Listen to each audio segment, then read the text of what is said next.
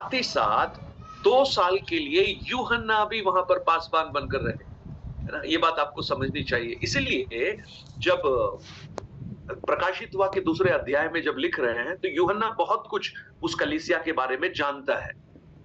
और हमने एफेसुस नगर के बारे में सुना कि 2 लाख लोग वहां पर रहते थे, बहुत बड़ा एक टेम्पल वहां पर था, अर्थमिस देवी का टेम्पल, डायना का टेम्पल जो बोलते हैं, वो एक बहुत बड़ा टेम्पल वहां पर था। श्रद्धालु वहां पर आते थे, मार्बल सिटी कहलाता था, बहुत अच्छी सड़कें वहां पर थी। It was a beautiful city. और ऐसी जगह में पौलुस पहुंचा, वहां पर उसने सुसमाचार का प्रचार किया। और हमने प्रेरितों की पुस्तक में देखा 3 वर्ष तक वो वहां पर रहा, 3 years वहां पर रहा। और एक बहुत अच्छी कलीसिया वहां पर स्थापित हो गई, जिसे हम एफेसोस की कलीसिया कहते हैं। सो उस कलीसिया के लिए जो परमेश्वर का संदेश है, प्रभु यीशु मसीह का संदेश, हम सबसे पहली कलीसिया एफेसोस की कलीसिया है। सो प्रकाशित वाक्य दूसरा अध्याय शुरू होता है एक सीरीज के साथ, जो छोटे छोटे पत्र हैं, है ना, लेटर्स टू 7 चर्चेस। ये 7 चर्चेस वो चर्चेस हैं जो अपोस्टल जॉन के समय में विद्यमान थे। जब यूहन्ना था, उस समय ये कलीसियाएं विद्यमान थी, और ये कलीसियाएं एशिया माइनर में स्थापित थी। एशिया माइनर, है ना, एशिया में, जो कि आज अगर आप कहेंगे मॉडर्न टर्की जिसको आप बोलते हैं, है ना, तुर्की जिसको बोलते हैं। अभी पिछले दिनों काफी फेमस भी हुआ था पाकिस्तान के साथ उसकी मित्रता के बारे में। सो टर्की, उससे वो मॉडर्न टर्म में एशिया माइनर को आप टर्की भी बोल सकते हैं। आप ईच लेटर्स को जब आप देखेंगे, हर पत्र को जब आप पढ़ेंगे, उसमें कुछ इंफॉर्मेशन उस कलीसिया के बारे में, और वो कुछ मैसेज है, जो संदेश है, जो 3 रूप में हम देखते हैं। नंबर 1, उस कलीसिया की प्रति बड़ाई कर रहा है, अप्रूव कर रहा है। These are your good deeds, अच्छे कामों का वर्णन पहले किया, और उसके बाद एक्यूजेशन कि तुम में कौन कौन सी बुराइयां हैं, ये भी बताई। और तीसरा, चेतावनी, तुम्हें इससे कैसे बाहर निकलना है। तो आज अगर हम हमारे जीवन में देखें, तो मसीह को हमसे कहने के लिए भी यही बातें होंगी, क्योंकि ये 7 कलीसियाओं के नाम लिखा गया पत्र है। और आज जब मैं कलीसिया की बात कर रहा हूं, तो वो कलीसिया कौन है? We are the church. तो आज प्रभु यीशु हमें यह संदेश दे रहा है, हमारे अच्छे कामों को भी वो देखेगा, लेकिन हमारे अंदर की जो बुराइयां हैं उसको भी वो जानेगा, और वचन के द्वारा हमें चेतावनी भी देगा कि हम किस तरह से उससे बाहर निकलना है। ये जो मैसेजेस हैं, ये हमारे जीवन के लेसन हो सकते हैं कि हम उनको अप्लाई करें हमारे ओन जीवन में, हमारे खुद के जीवन में। एफेसस के बारे में हमने जान लिया, एफेसियो नगर क्या है वो सब हमने देखा। अब 2 अध्याय, उसका पहला वचन एक बार पढ़िएगा। एफेसस की कलीसिया को दूत को ये लिख कि जो 7 तारे अपने दाहिने हाथ में लिए हुए है और सोने की 7 दीवटों के बीच में फिरता है, वो इंग्लिश में लिखा है, to the angel of the church, कलीसिया के दूत को लिख। तो वास्तव में ये जो लिखने वाला यूहन्ना है, परंतु ये संदेश यूहन्ना का नहीं है। ये संदेश किसका है?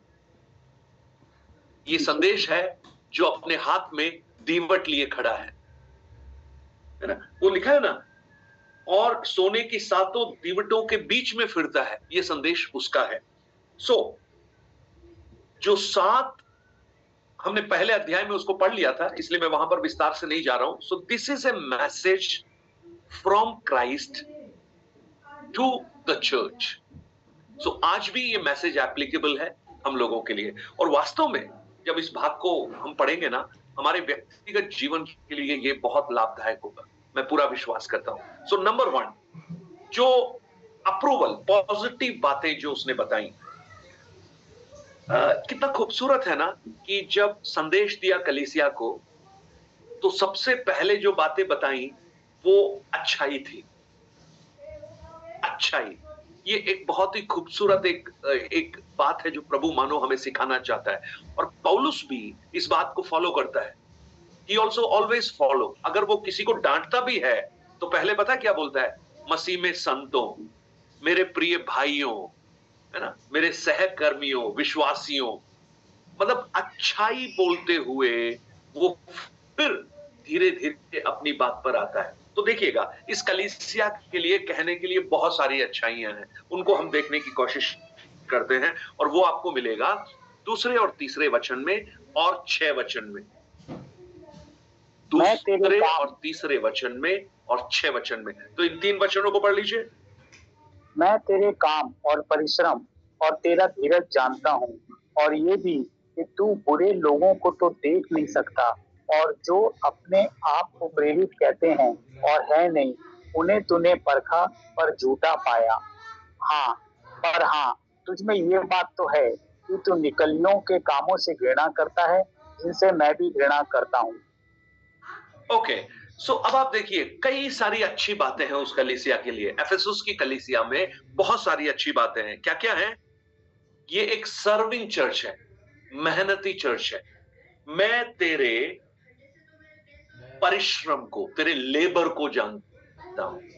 लेबर, लेबर, यहां पर जो शब्द इंग्लिश में जो इस्तेमाल किया गया लेबर है, परंतु वास्तव में वो लेबर जो शब्द का अर्थ है ना, मतलब इतना मेहनत करना कि आप गिरी जाओ, इतना परिश्रम करना, एग्जॉस्टेशन तक पहुंच जाना। ये शब्द वहां पर जो लिखा गया उसका वास्तविक जो अर्थ ये आएगा, इतना परिश्रम करना कि तू गिरी जाए, उससे ज्यादा कर ही नहीं सकता। तो आप देखिए, ये जो कलीसिया है परमेश्वर के लिए बहुत काम कर रही है। उनका जो वीकली स्केड्यूल है ना, वो पूरा भरा हुआ है। आप समझ, आज भी कलीसियाओं को आप देख लीजिएगा, वीकली स्केड्यूल्स होते हैं ना। संडे को आराधना होती है, थर्सडे को कॉटेज मीटिंग होती है, वेडनेसडे को होती है, फ्राइडे फास्टिंग प्रेयर होता है, सैटरडे को टैरी मीटिंग होती है, लेडीज की मीटिंग होती है, यूथ्स की मीटिंग होती है, अलग अलग तरह की मीटिंग होती है, यानी सुसमाचार के कार्य होते हैं। तो इस कलीसिया के परिश्रम को प्रभु जानता है, यानी ये कलीसिया बहुत बिजी है काम करने में, प्रभु का काम करने में। और साथ ही साथ वो एक सैक्रिफाइसिंग चर्च भी है। सैक्रिफाइस क्या है? वो लेबर कर रही है, बहुत कठोर परिश्रम कर रही है और लेबर कर रही है। और साथ ही साथ धीरज भी रखने वाली एक कलीसिया है, पेशेंस रखने वाली कलीसिया। ये पेशेंस शब्द का अर्थ क्या है आपको पता है ना? जब ये प्रकाशित वाक्य लिखा गया, उस समय कलीसिया किस दौर से गुजर रही थी? एक बहुत बड़े सताव से गुजर रही थी। और यीशु उस कलीसिया के बारे में पता है क्या कह रहा है? तुम पेशेंस रखते हो, यानी तुमने सताव के मध्य में भी धीरज को छोड़ा नहीं, तुमने विश्वास की रखवाली की। जब आगे बढ़ना मुश्किल था, तुम उस मुश्किलों में भी आगे बढ़ते रहे। You are a patience church. आप एक धीरज रखने वाली कलीसिया हो। सो अगर मैं आपसे पूछूं, आज चूंकि हम कलीसिया हैं, are we a serving church? क्या are we a labouring church? हम जो कलीसिया हैं, क्या हम मसीह के लिए कार्य करने वाले हैं? क्या हम मसीह के लिए कुछ कठोर परिश्रम करने वाले हैं? सोचिएगा एक बार।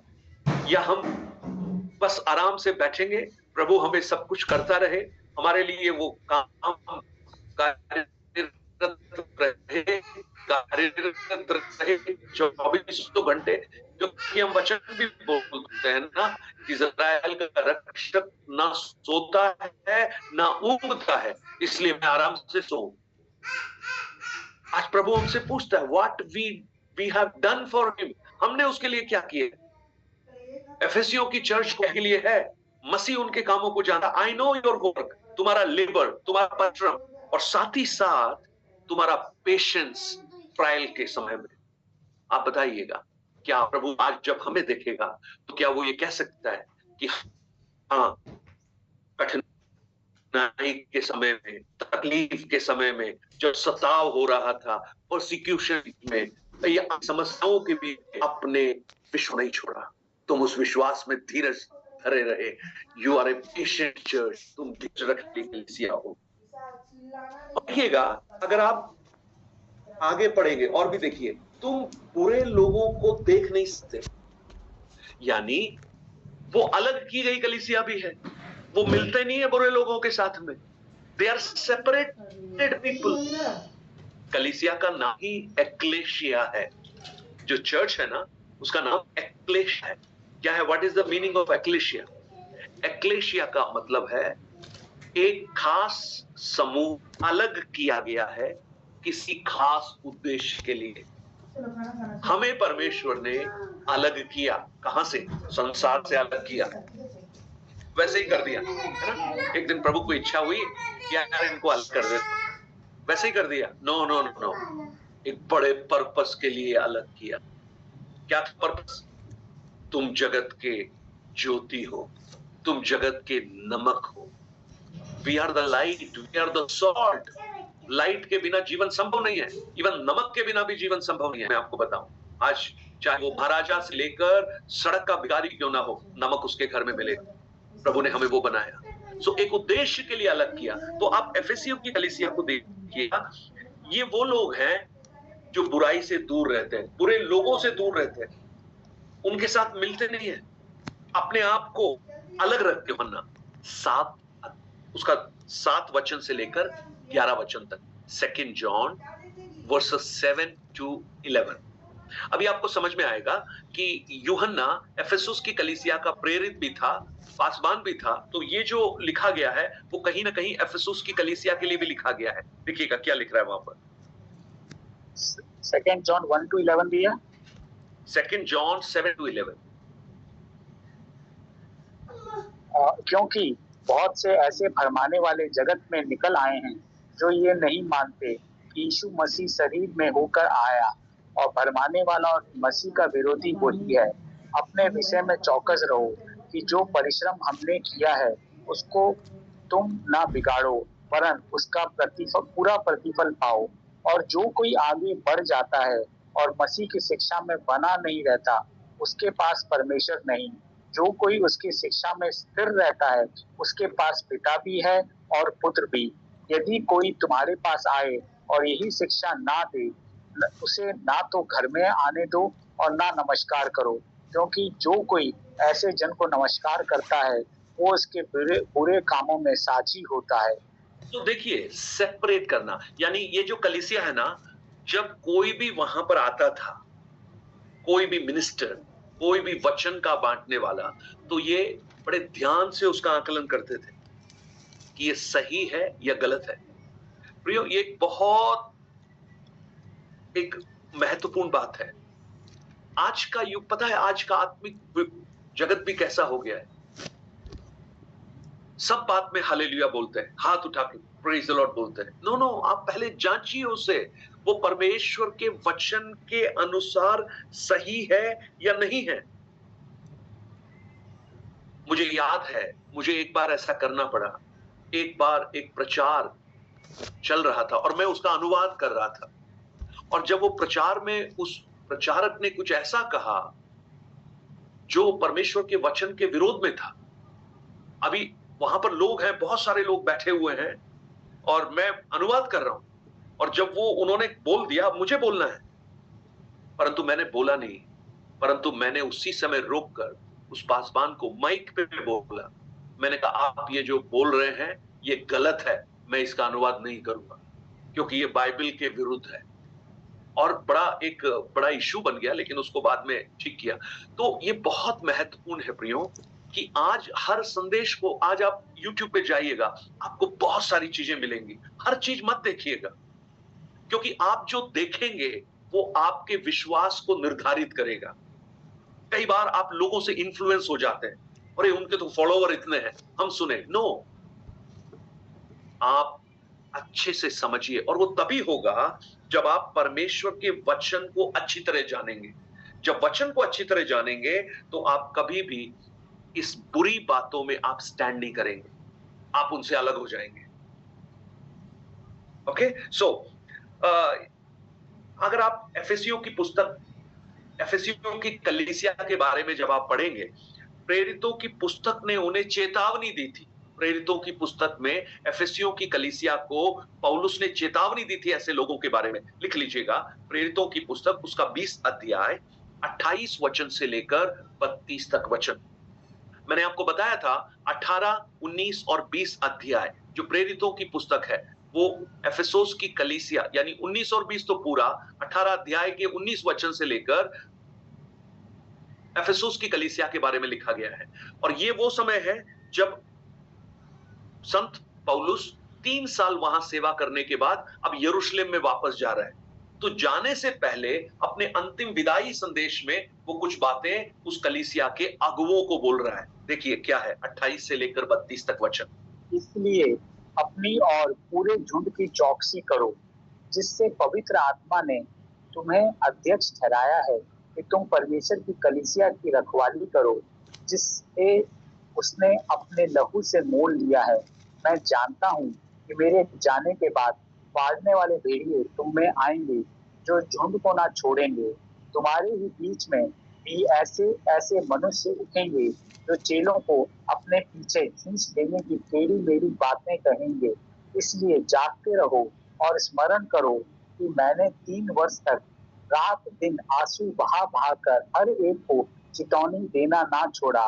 और अब मैं तुम्हें परमेश्वर को और उसके अनुग्रह के वचन को सौंप देता हूँ, जो तुम्हारी उन्नति कर सकता है और सब पवित्रों में साझी कर कर मिराज दे सकता है। ओके, सो आप देखिएगा जब उसके आगे के वचन को जब आप पढ़ेंगे ना तो 36 वचन में लिखा है, यह कहकर उसने घुटने टेके और सबके साथ प्रार्थना की, तब वे सब बहुत रोए और पौलुस से गले लिपट कर उसे चूमने लगे। और 38 वचन में लिखा है उन्होंने उसे जहाज तक पहुंचाया, है ना। ये उसका लगभग अंतिम समय था जब एफेसुस की कलीसिया में वो था। 3 साल सेवा करने के बाद वो जा रहा है, परंतु जाने से पहले उसने अगुवों को बुलाया और बुलाकर उसने क्या बोला, मेरे जाने के बाद जब मैं यहां से चला जाऊंगा बहुत से फाड़ने वाले आएंगे और झुंड को नहीं छोड़ेंगे। और 30 वचन में बहुत महत्वपूर्ण है, वो बाहर से नहीं आएंगे। कहां से आएंगे? तुम्हारे बीच में से ऐसे मनुष्य उठेंगे। आज प्रियो यही तो हो रहा है कलीसिया में। आज बाहर से नहीं है प्रॉब्लम, अंदर समस्या है। हम बात करते हैं परसिक्यूशन की, हम बात करते हैं सताव की। मैं आपको कहूं वो सताव कुछ भी नहीं है। वो इतना नुकसान नहीं पहुंचा रहे जितना अंदर से नुकसान हो रहा है। अंदर से कौन नुकसान कर रहा है? ये जो भरमाने वाले, टेढ़ी मेढ़ी बातें बोलने वाले। इसलिए वो अगुओं को कह रहा है, जागते रहो, बी अलर्ट, स्मरण रखो कि मैंने 3 वर्ष तक तुम्हारे साथ रहकर तुम्हारे लिए क्या क्या मैंने किया है, तुम्हें क्या क्या सिखाया है। आज हम विश्वासियों को यह सच्चाई समझने की बहुत आवश्यकता है। प्रियो, हम भीड़ के साथ चलने वाले नहीं होने चाहिए, परंतु हम वचन के साथ खड़े रहने वाले होने चाहिए। तो इसका अर्थ ये नहीं है कि वचन पर चलने वालों के साथ भीड़ नहीं होती है, होती है, लेकिन हमें इस बात का अच्छी तरह पता होना चाहिए कि ये परमेश्वर के वचन के अनुसार है, ये परमेश्वर के वचन के खिलाफ है। अभी एक बेटा, एक यूथ कैंप में मैं गया तो वहां पर एक लड़का मेरे पास आया, नौजवान आया और मुझसे बोला कि पास्टर साहब आप मेरे लिए प्रार्थना कीजिए। मैंने कहा, बेटा किस बात के लिए प्रार्थना करना है? बोला, मैं शादी करना चाहता हूं। मैंने कहा, तुम्हारी उम्र कितनी है? बोले 21 साल हो गई। मैंने कहा, अभी क्या करते हो? बोले, मैं पढ़ रहा हूं अभी। मैंने कहा, अभी तो शादी का उम्र ही नहीं हुआ। बोले, नहीं, मुझे एक लड़की से बहुत प्यार है। मैंने कहा, तो अच्छी बात है, क्या है, लेकिन वो अन्य जाति से है। मैंने कहा, ये तो थोड़ा गड़बड़ है, ये तो सही नहीं कर रहे हो तुम बाद में बहुत संकट में आ जाओगे। तो बोला, नहीं नहीं, मैं आपको बताना चाहता हूं, मैं उससे इतना प्यार करता हूं और मैं चाहता हूं कि वो और उसका घराना बचाया जाए, और मैं अपने जीवन को इस बात के लिए, आत्माओं को जीतने के लिए समर्पण करने के लिए भी तैयार हूं। और मैंने कहा, यार क्या जबरदस्त समर्पण है। और उसके बाद उसने मुझे बोला, आप प्रभु से प्रार्थना कीजिए कि परमेश्वर की इच्छा इसमें क्या है। मैंने कहा, बेटा परमेश्वर की इच्छा है वो पवित्र शास्त्र बाइबल में उसने अपनी पूरी इच्छा को प्रकट कर दिया है। मैं आपको एक और बात बताना चाहता हूं, अब कोई रेवलेशन नहीं है जो बाहर से आए। जो भी प्रकाशन आज है वो परमेश्वर के वचन के अंदर से होने चाहिए। अगर कोई आके बोले कि इसके अलावा मेरा कोई प्रकाशन मुझे मिला है, वो झूठा है, क्योंकि any revelation which is condemn the word of God, it is not a revelation from God. तो मैंने कहा परमेश्वर ने तो अपनी मंशा पहले ही प्रकट करके रखी है। उसने कहा है असमान जुए में नहीं जुतना है। तो अब प्रभु ने तो बोल दिया, अब तुम कह रहे हो प्रार्थना करो, तो मैं क्या प्रार्थना करूं? अब प्रभु की इच्छा के विरुद्ध प्रार्थना करूं? आप समझ गए? हमें मालूम होना चाहिए कि वास्तव में ये जो प्रचार है, ये जो व्यक्ति बोल रहा है, वो सही है या नहीं है। और वो पता है कब होगा? जब हम परमेश्वर के वचन को अच्छी तरह सीखेंगे। अब देखिए एफेसियों की पुस्तक 4 अध्याय उसके 14 वचन में संत पौलुस एफेसियों की कलीसिया के लोगों के लिए क्या कह रहा है, देखिए।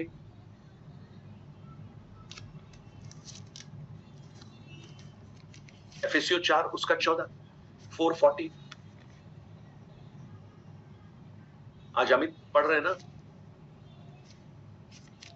ओके जी भैया, 4:40 में लिखा है, ताकि हम आगे को बालक ना रहें, जो मनुष्यों की ठग विद्या और चतुराई से उनके भ्रम की युक्तियों की और उपदेश की हर एक प्यार से उछाले और इधर उधर घुमाए जाते हों। देखिए, आगे को बालक ना रहे। आज बहुत से मसीही लोग बालक हैं। बालक पता है बहुत जल्दी बहकाई में आ जाता है। आपने देखा होगा स्कूल में बच्चों को टॉफी दिखा के अगवा कर लेते हैं। बालक, छोटे बच्चे हैं, उनको समझ नहीं है। ऐसे ही विश्वास में आज बहुत से बच्चे हैं, वो 30 साल से चर्च आ रहे हैं लेकिन अभी भी बच्चे हैं, उनको समझ नहीं है। आज कोई कुछ बोलता है तो उसके साथ खड़े हो जाते हैं, दूसरा कुछ बोलता है उसके साथ खड़े हो जाते हैं। इसलिए पौलुस कहता है आगे को बालक ना रहो, बी मैच्योर। मैच्योर को ऐसे नहीं कर सकते, ठीक है? तो ये बुरे लोगों से अलग रहते हैं। और देखिएगा उसके बाद क्या लिखा है, उसी 3 वचन को पढ़ लीजिए, प्रकाशित वाक्य 2:3, 2 वचन। और जो अपने आप को प्रेरित कहते हैं वह नहीं है, उन्हें तू परख कर झूठा पाता है। आप देखिए इस कलीसिया कितनी मैच्योर कलीसिया है ना।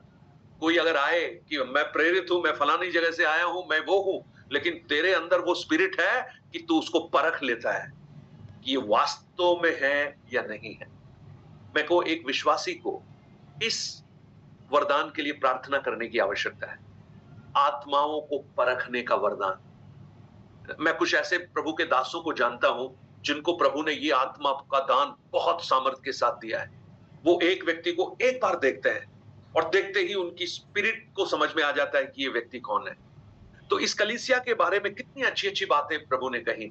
तू बहुत परिश्रमी करने वाला है, तू बहुत काम करता है, यहां तक कि तू धीरज रखता है, बुरे लोगों के साथ तू रह नहीं सकता, उनसे तू अलग रहता है। और यहां तक कि कोई ऐसे लोग जो अपने आप को प्रेरित कहते हैं अगर आते हैं तो तेरे अंदर वो आत्मा का वरदान है कि तू उनको परख सकता है, तू उनको पहचान सकता है कि ये सही है या गलत है।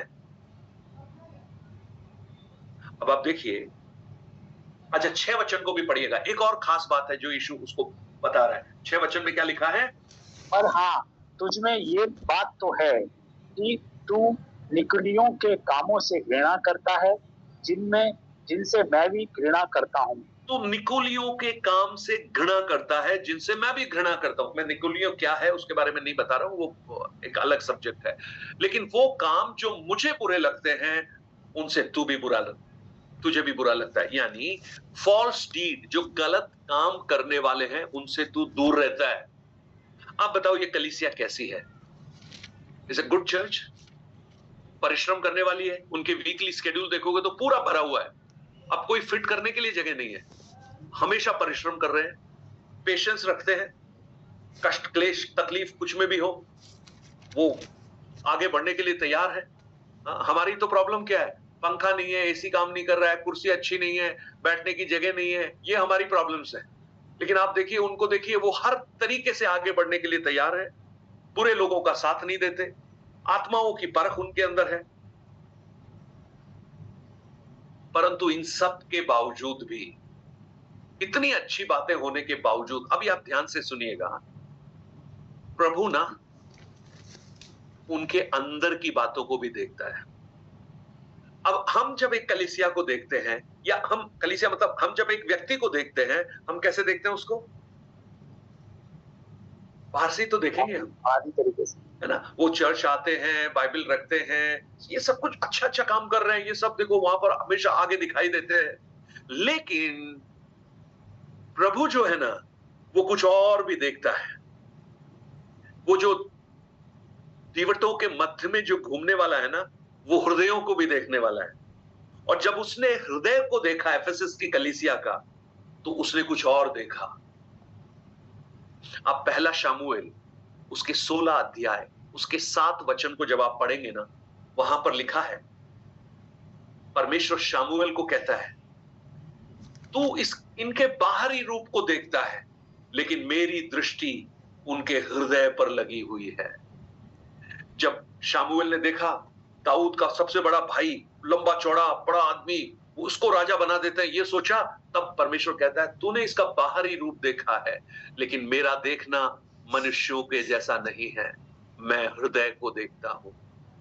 मैं आज भी आपको कहूं प्रियो, हमारा बाहरी दिखावा, हमारा बाहरी रूप से आप लोगों को प्रभावित कर सकते हैं, लेकिन यीशु को प्रभावित नहीं कर सकते। अब चुनाव आपके पास में है कि आप किसको प्रभावित करना चाहते हैं, संसार को या हमारे प्रभु यीशु मसीह को।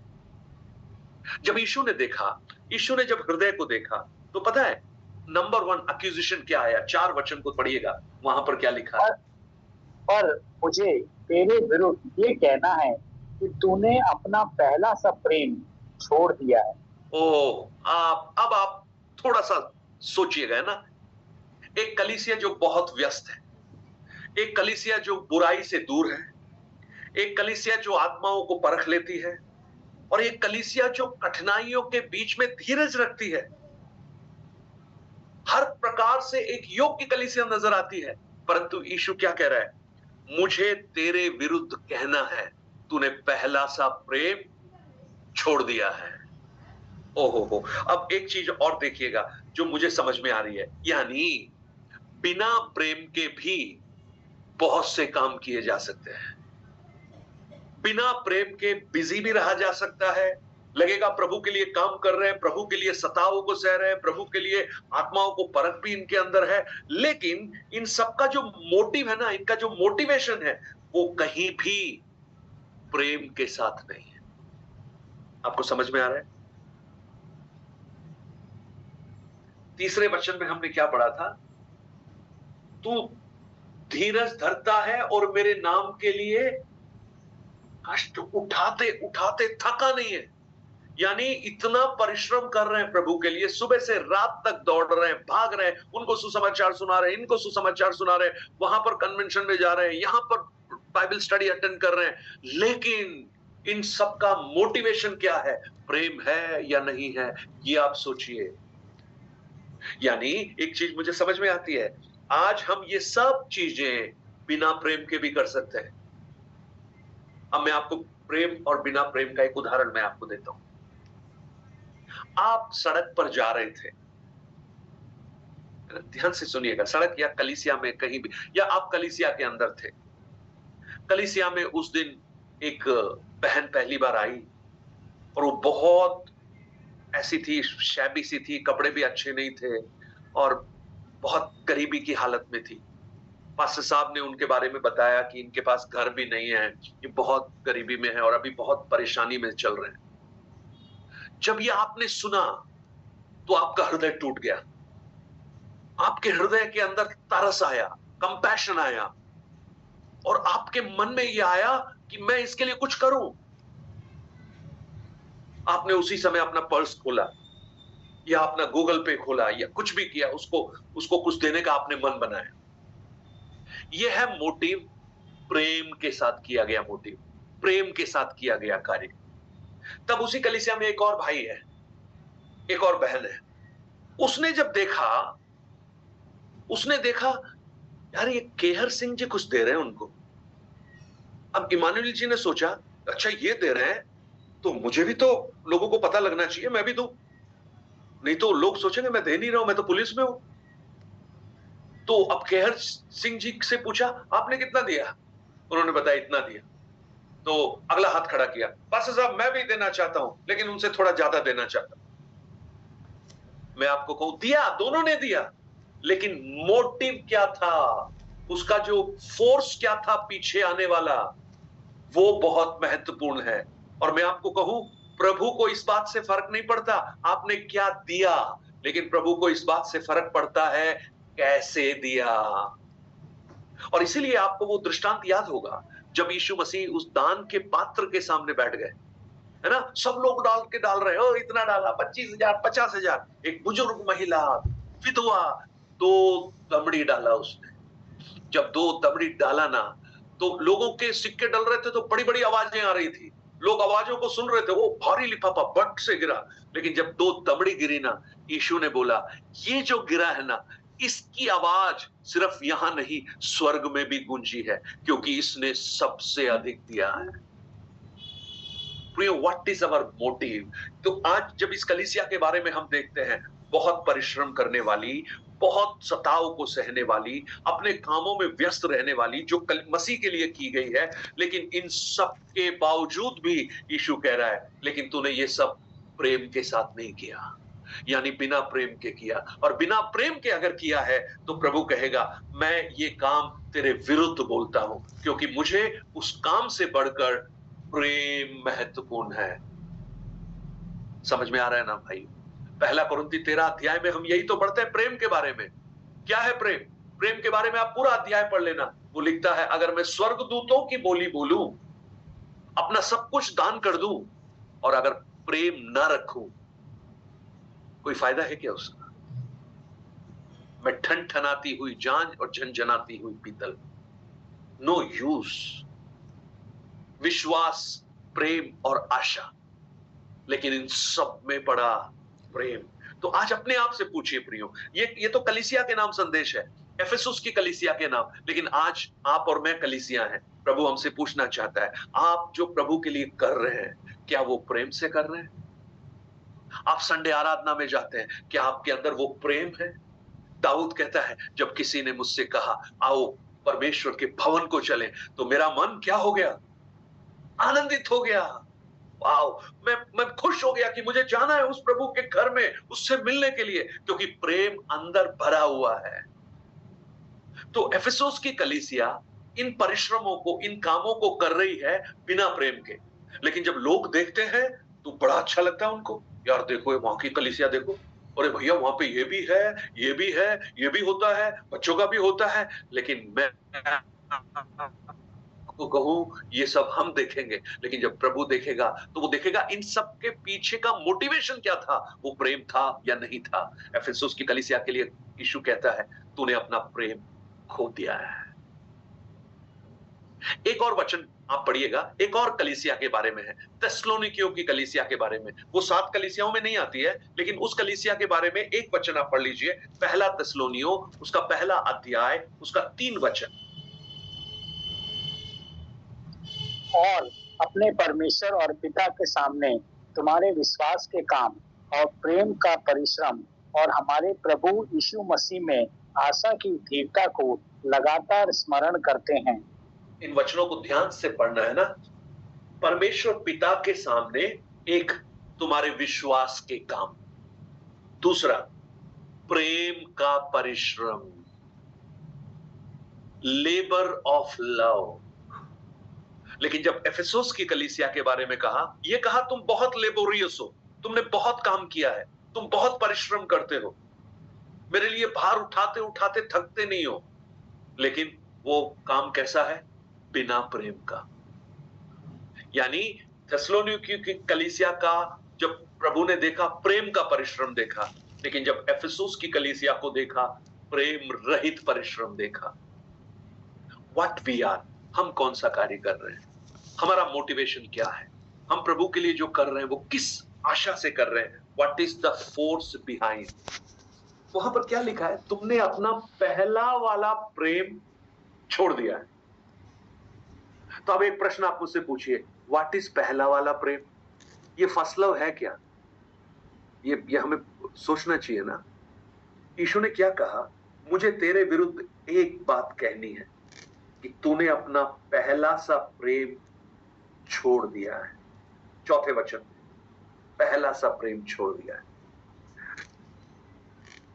ये जो पहला सा प्रेम है ना, इसको अगर समझना है तो आप जो नए विश्वासी होते हैं ना, जो विश्वास में नए नए आते हैं, उनके डिवोशन को देखकर, उनकी कंसिस्टेंसी को देखकर, उनका जो पर्सनल एक्साइटमेंट है उसको देखकर आप समझ सकते हैं। उनका डिवोशन, वो हम जब नए विश्वास में आते हैं तो वो बाइबल अधिक पढ़ते हैं, प्रार्थना अधिक करते हैं, वो बड़े फेवरेंट है, हर प्रार्थना सभाओं में जाते हैं, कोई मिस नहीं करते, छुट्टी नहीं है तो छुट्टी ले लेते हैं, है ना। शरीर में थोड़ी तकलीफ है, बुखार है तो भी वो चले जाते हैं। पर और थोड़े समय के बाद में जब बुखार नहीं भी हो तो भी पता है क्या बोलते हैं? आज मुझे बुखार हो सकता है, इसलिए नहीं जा रहा हूं, इसलिए नहीं जा रही हूं। पूछे आप क्यों नहीं आई बहन चर्च में? मुझे लग रहा था कि आज मुझे पेट में दर्द हो जाएगा। पक्का होगा, आज नहीं तो कल पक्का होगा, क्योंकि आपने बोल ही दिया। और जीवन और मृत्यु आपके मुंह में है, होठ में है, जो आप बोलेंगे वही आपके लिए होगा। तो जो ये पहले विश्वासी होते हैं ना, उनके लाइफ को आप देखें तो उस प्रेम को आप देख सकते हैं। और मैं अगर आपको कहूं, इस प्रेम को आप हनीमून लव के रूप में देख सकते हैं। हनीमून लव है ना, जब शादी होती है ना, उस प्रेम को देखिए। यिर्मयाह की पुस्तक में लिखा हुआ है, यिर्मयाह उसका 2 अध्याय, उसका 1 और 2 वचन पढ़ लीजिए। मैं थोड़ा वो पहला वाला प्रेम आज एक बार सिखा देता हूं आपको थोड़ा सा, और मैं आशा करता हूं कि आपके अंदर वो पहला वाला प्रेम जागृत हो। हनीमून लव देखिए क्या है। हाँ, मैं दूसरा का 1 और 2 भैया। यिर्मयाह चैप्टर 2 वर्स 1 और 2। यहोवा का वो वचन मेरे पास पहुंचा और यरूशलेम में पुकार कर ये सुना दे, यहोवा ये कहता है, तेरी जवानी का स्नेह और तेरे विवाह के समय का प्रेम प्रेम मुझे स्मरण आता है कि तू कैसे जंगल में मेरे पीछे पीछे चली, जहां भूमि ज्योति बोई ना गई थी। देखिए ये ना परमेश्वर यरूशलेम के बारे में कह रहा है। यरूशलेम के बारे में परमेश्वर कह रहा है, और वो क्या कह रहा है कि मुझे तेरा जवानी का स्नेह और तेरे विवाह के समय का प्रेम स्मरण आ रहा है। तो ये यरूशलेम और परमेश्वर के रिश्ते को बता रहा है। वो उसको एक मैरिज के रूप में बता रहा है कि जब मैरिज होती है ना, तो शुरू में पति और पत्नी एक दूसरे से बहुत प्रेम करते हैं। और देखो क्या लिखा है कि जंगल में मेरे पीछे पीछे आ गई। पहले जंगल में भी आ जाती थी, अभी तो सब कुछ बना के रखा है तो अभी नहीं आ रही है। सो वो प्रेम, फर्स्ट लव को हम बोल सकते हैं, वो पहला सा प्रेम है, फर्स्ट लव। और जैसे जैसे मैरिज जो होती है ना, तो अब हम अपने मैरिज लाइफ को आप थोड़ा सा आकलन कीजिए। कुछ लोगों की मैरिज को कई साल हो गए, मेरी मैरिज को 28 साल हो गए। जो जो उम्र बढ़ती, अभी हमारी वर्गीस अंकल का मैरिज एनिवर्सरी था, 48 इयर्स। मुझे लगता है कोई उनको पीछा नहीं छोड़ सकते हैं, हमारे में से तो कोई नहीं छोड़ सकता। अभी उन्होंने पिछले दिनों 48th एनिवर्सरी मनाया, तो हमने कहा कि 50th वाला जो एनिवर्सरी है हम सब मिलके मनाएंगे। आप लोग सब आ जाना, डीपर रूट वाले 50th एनिवर्सरी मनाएंगे उनका हम लोग, है ना। वर्गीस अंकल मैंने पहले ही बुला लिया उनको, आपसे बिना पूछे। सो पहला वाला प्रेम और आज का प्रेम, दोनों में फर्क दिखता है क्या आपको? मैं कहूं, जैसे जैसे मैरिज में साल बीतते जाते हैं ना, तो मैच्योर मैरिड हो जाते हैं, मैच्योर, फिर वो एक अलग रूप उसका बन जाता है। परंतु याद रखिएगा, आप कितने भी मैच्योर हो जाएं, कितने भी साल शादी को हो जाएं, आपके लाइफ का जो पहले वाला जो एक्साइटमेंट है ना, वो आप कभी मत भूलना। और ये पता है कब होता है? जब पति और पत्नी एक दूसरे को टेक इट ग्रांटेड ले लेते हैं। Take it granted, take it granted का मतलब पता है क्या है? सारी दुनिया की परवाह करते हैं, लेकिन उसकी परवाह नहीं करते। क्यों नहीं करते? अरे वो तो घर में ही है ना। तो जब टेक इट ग्रांटेड लेने लगते हैं तो लाइफ रूटीन हो जाती है। उसमें कोई एक्साइटमेंट नहीं रहता, बस चल रहा है। सुबह है, परिश्रम तो कर रहे हैं। सुबह अब पत्नी पूछेगी आप मेरे लिए क्या कर रहे हो, तो पति बोल हाँ क्या कर रहा हूं, सुबह 6 बजे उठ के जा रहा हूं, इतनी मेहनत कर रहा हूं, तेरे लिए तो कर रहा हूं मैं परिश्रम, सुबह से रात तक मैं हथौड़े मार रहा हूं, हल चला रहा हूं। तो पत्नी कह रही है कि मुझे तो कुछ समझ में नहीं आता, तुम मेरे लिए कुछ कर रहे हो कि नहीं कर रहे हो, क्योंकि रूटीन हो गया, रूटीन, वो एक्साइटमेंट नहीं रहा। आप सोचिए हमारे मसीही जीवन में जब शुरुआत हमने किया था, उस समय का प्रेम और आज का प्रेम, दोनों में फर्क है या नहीं है? रूटीन मत बनाइए, उस एक्साइटमेंट को जारी रखिए। इसलिए मैं बोलता हूं बीच बीच में पति और पत्नी को कहीं घूमने जाना चाहिए, अलग से थोड़ा रेस्टोरेंट वगैरह में जाके कॉफी पीना चाहिए, एक दूसरे को गिफ्ट देना चाहिए। प्रियो, that is very important. Your family is most important. परिवार आपका सबसे महत्वपूर्ण है, ये ध्यान रखिए आप। क्योंकि संसार में जब सब आपके साथ खड़े नहीं होंगे ना, आपका परिवार आपके साथ खड़ा होगा।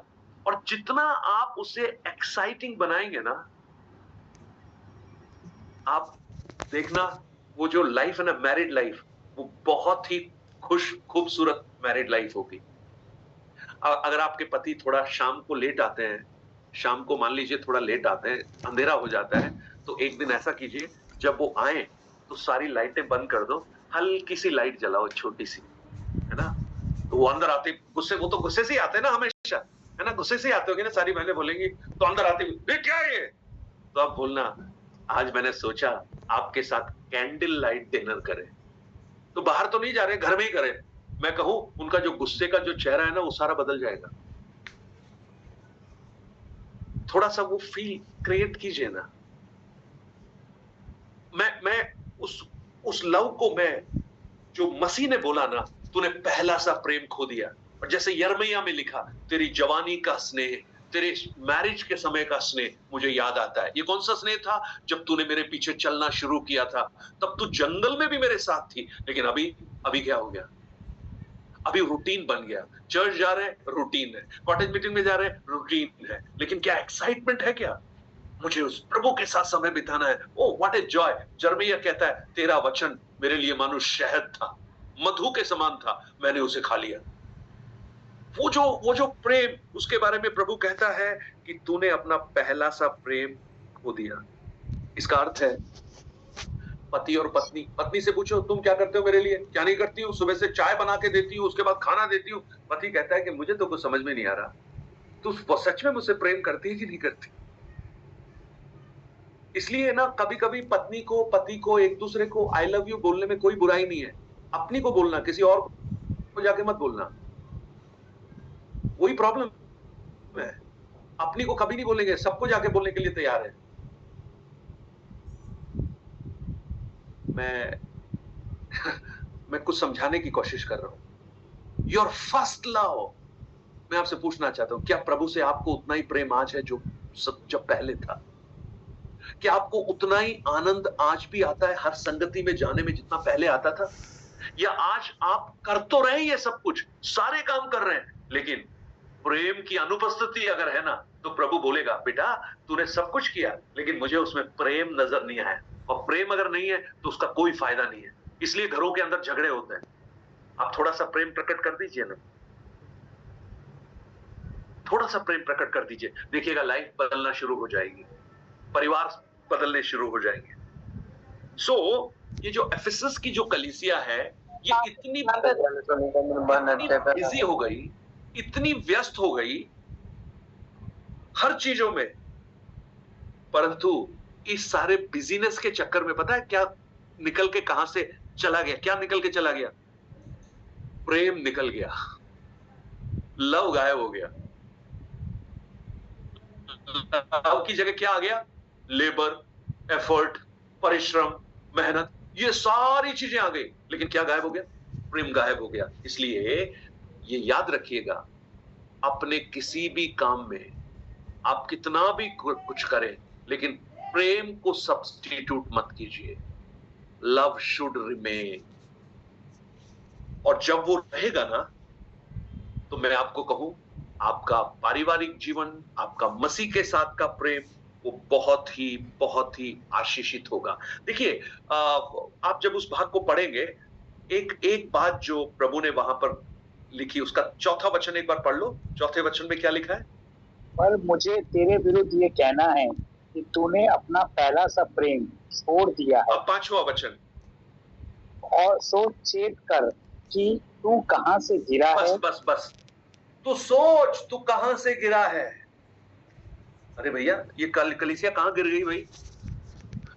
मैं आपको कहूं, जब एफेसियों की पुस्तक आप पढ़ेंगे ना, संत पौलुस एफेसियों के विश्वासियों को क्या कह रहा है, उसका तीसरा वचन पढ़िए। जब वो कलीसिया को लिख रहा है, एफेसियों की पुस्तक में जब पौलुस लिख रहा है, पहले अध्याय उसके 3 वचन में लिखा है, पढ़िए पढ़िए।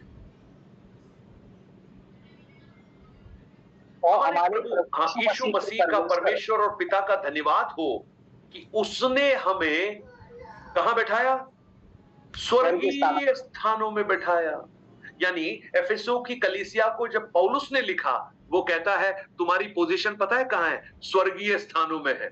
लेकिन जब प्रकाशित वाक्य में आए तो स्वर्ग में बैठा हुआ बोल रहा है, तू नीचे गिर गया। 5वें वचन में यही तो पढ़ा है, सोच, सचेत हो, चेत कर, तू कहां से गिरा? कहां से गिरा? स्वर्गीय स्थानों से गिरा। कहां से गिरा? उस प्रेम से तू नीचे गिर गया। सो बी अवेयर। हम बहुत कुछ करने के बाद भी प्रभु की दृष्टि में गिरे हुए हो सकते हैं। इसलिए प्रियो, हमारे हर कामों में हमारा मोटिवेशन प्रेम होना चाहिए। और जब हम ऐसे हमारे आत्मिक जीवन में हम आगे जाएंगे ना, हमारा आत्मिक जीवन बहुत ही जॉयफुल होगा, आनंदित होगा। मसीही जीवन आनंद का जीवन है प्रियो। ये वो जीवन नहीं है, कैसे हो भाई, क्या बताएं, हम तो बस चल रहा है। अरे चल रहा है, इसका मतलब कहीं ना कहीं कुछ गड़बड़ है, आपके साथ का रिश्ता अच्छा नहीं है। आप सोचिए, पति पत्नी अगर दोनों खुश हैं, दोनों के जीवन में आनंद है, उनके घर में क्या आएगा? हमेशा खुशी की आवाजें आएंगी, नहीं तो क्या होगा? तो वही प्रेम कहीं कम हो गया है। तो आज ये एफेसू की कलीसिया के लिए है, लेकिन ये मेरे लिए, आपके लिए नहीं है क्या? ये हम सब के लिए है। वापस लाइए उस प्रेम को, वापस लाइए उस पैशन को, वापस लाइए उस डेडिकेशन को। एक बार फिर से अपने आप को समर्पण कीजिए।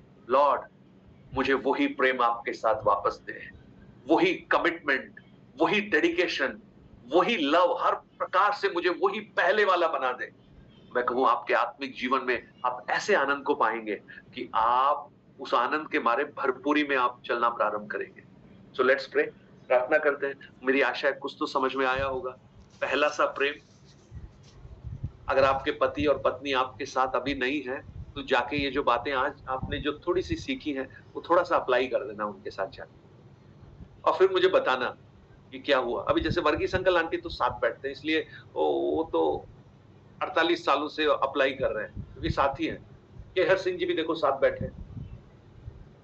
कितना खूबसूरत है ना कि सब लोग साथ साथ बैठे हुए। चलो प्रभु से प्रार्थना करें, परमेश्वर अपने उस प्रेम को हमारे अंदर भरे। मैं आपको कहूं, सच्चा प्रेम जो है ना, वो मसीह ने दिखाया। वो जब भी लोगों को देखते थे, वहां खास चीज हम देखेंगे, उनका हृदय तरस से भर जाता था। कंपैशन, यानी वो प्रेम से उत्पन्न होता है कंपैशन। अगर वो हमारे अंदर है ना, तो आप समझ लीजिएगा, हमारे हर कामों को प्रभु जब देखेगा तो बोलेगा, यस, ये काम उत्तम है। नहीं तो हम बहुत कुछ कर सकते हैं प्रभु के लिए, कोई फायदा नहीं होगा। दिखाने के लिए होगा, एक रूटीन होगा, एक एक एक एक्टिविटी होगी, लेकिन हम चाहे बहुत कुछ ना करें, थोड़ा भी करें, प्रेम के साथ करें, वो प्रभु बहुत प्रसन्न उससे होगा। लेट्स क्लोज अवर आईज, आंखों को बंद करें। तो ये कलीसियाएं, एक एक कलीसियाओं के संदेश हम सब के लिए एक एक मैसेजेस हो। लेट्स प्रे, प्रार्थना करें।